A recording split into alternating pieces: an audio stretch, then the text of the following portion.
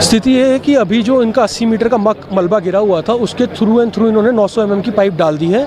Pipe are पार हो चुकी है, लोग वहाँ पे सेफ है। एनडीआरएस की टीम एक बार वहाँ पे जाके सब चेक कर चुकी है, तो शाम तक उम्मीद है कि सारे लोग बाहर आ जाने चाहिए। एनडीआरएफ की टीम दूसरी तरफ पहुँच चुकी है। एक मॉक ड्रिल तो कर लिया था उन्होंने, तो उसके बाद इन्फॉर्मेशन मेरे पास नहीं है। हम लोग बाहर आ गए थे क्योंकि अब एनडीआरएस ने टेक ओवर कर लिया ऑपरेशन। हमारा काम सिर्फ इतना था कि वो पाइप थ्रू एंड थ्रू हो जाए। वो पाइप थ्रू एंड थ्रू हो चुकी है, उसके लिए हम स्टैंड बाय पे थे कि पाइप थ्रू एंड थ्रू ना हो तो हमारे इंजेक्शन मटेरियल्स को ग्राउट करके कंसोलिडेट कर दिया जाए ताकि पाइप थ्रू एंड थ्रू हो जाए।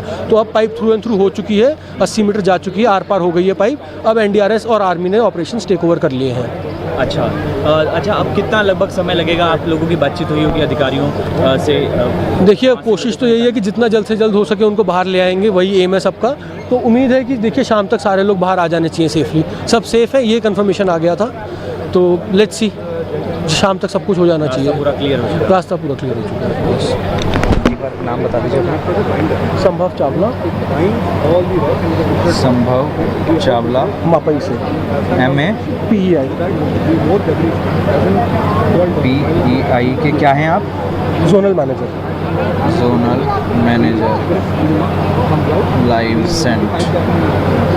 आपने बोला रास्ता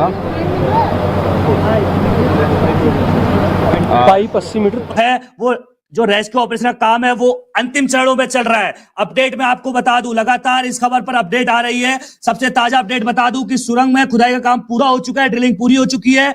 41 मजदूरों के पास एनडीआरएफ की टीम पहुंच चुकी है। 41 मजदूरों के पास एनडीआरएफ की जो टीम है वो पहुंच चुकी है। सबसे बड़ा अपडेट सबसे पहले जनसत्ता पर आपको बताया जा रहा है। देखिए, लगातार रेस्क्यू की जो लाइव तस्वीरें हैं वो भी हम आपको दिखाएंगे। बस अब कुछ समय का और वक्त बाकी है, क्योंकि जो 17 दिनों से हम काम कर रहे थे, पूरा देश जिस पर टकटकी लगाए बैठा था, अब उस पर सबसे बड़ा अपडेट आपके पास ये है कि एनडीआरएफ की टीम मजदूरों तक, जो 41 श्रमिक भाई हमारे फंसे हुए हैं, उन तक रस्सी और स्ट्रेचर लेकर पहुंच चुकी है। बस कुछ देर का और वक्त, डॉक्टरों से बात की जाएगी, उनका जो जांच की जाएगी टनल के अंदर, क्योंकि वातावरण वहां का दूसरा होगा। उनको डायरेक्ट इस वातावरण में ला पाना, यानी कि डायरेक्ट सूर्य किरणों में बाहर खुली हवा में ला पाना, थोड़ा उनके स्वास्थ्य के लिए हानिकारक हो सकता है। इसीलिए थोड़ा वक्त लिया जा रहा है, क्योंकि हम जो है अब अंतिम समय में पहुंच चुके हैं। सावधानी यहां से बहुत ज्यादा जरूरी है, और पूरे देशवासियों की दुआएं, प्रार्थना का असर है ये कि देखिए 17 दिनों तक ना मजदूरों ने अंदर हिम्मत हारी और ना हमारे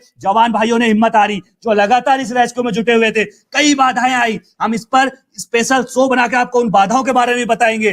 कितनी बाधाओं को पार करके हमारे जवानों ने वहां तक, जहां फंसे हुए टनल में मजदूर हैं, वहां तक आखिरकार 17वें दिन रास्ता खोज ही निकाला। 17 दिनों के बाद हम 60 मीटर ड्रिलिंग करके अंदर पहुंच चुके हैं। बस थोड़ा सा वक्त और बाकी है, उसके बाद सभी को बाहर निकाल लिया जाएगा। सभी की नजरें जो है वो उस टनल के उस रास्ते पर है जिस पाइप के जरिए एनडीआरएफ के जवान अंदर गए हैं। उनसे लगातार बातचीत हो रही है। जो हमारे एनडीआरएफ के जवान हैं वही उन्हें बाहर लेकर आएंगे। एनडीआरएफ के जो जवान हैं वो लगातार अब जो है 41 जो फंसे हुए श्रमिक थे वहां तक पहुंच चुके हैं, उनके पास पहुंच चुके हैं। ये इस वक्त का सबसे बड़ा अपडेट है। लगातार लाइव अपडेट हम आपको बता रहे हैं, तस्वीरें हम आपको लगातार दिखा रहे हैं। देखिए, एम्बुलेंस जो है वो तैयार है बिल्कुल। श्रमिकों का बाहर आने का जो सिलसिला है अब से कुछ देर बाद शुरू हो जाएगा। जो श्रमिक चलने फिरने की हालत में होगा, यानी कि जिसकी मानसिक स्थिति सब कुछ ठीक होगी, वो खुद उस पाइप के जरिए, यानी कि घुटने और अपनी कोहनियों के बल पे, उस 800 mm व्यास का पाइप है उसके जरिए आएगा।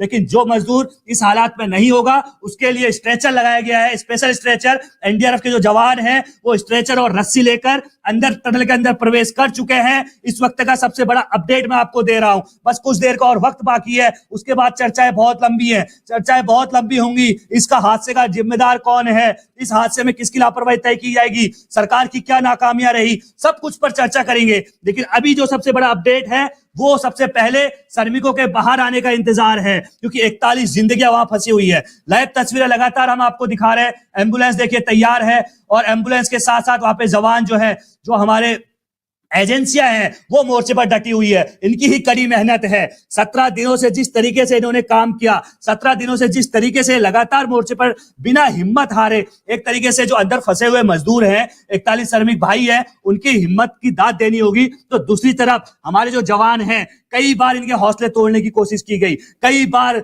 देखिए एक युद्ध की तरह इसको माना जा रहा था, बिल्कुल इसको युद्ध ही कहा जा सकता है। युद्ध में क्या होता है कि कब कौन किस तरीके से हमला किया जाए कुछ पता नहीं चलता, यह भी ठीक उसी तरीके से था। यहां क्या हो रहा था, यहां युद्ध हमारा जमीन से था, यानी कि यहां लड़ाई जमीन से हो रही थी। जमीन न जाने कब आगे से लोहा फेंक दे, न जाने कब स्टील आगे से फंस जाए, न जाने कब कंक्रीट आ जाए, लेकिन हमारे जवानों ने हौसला नहीं खोया।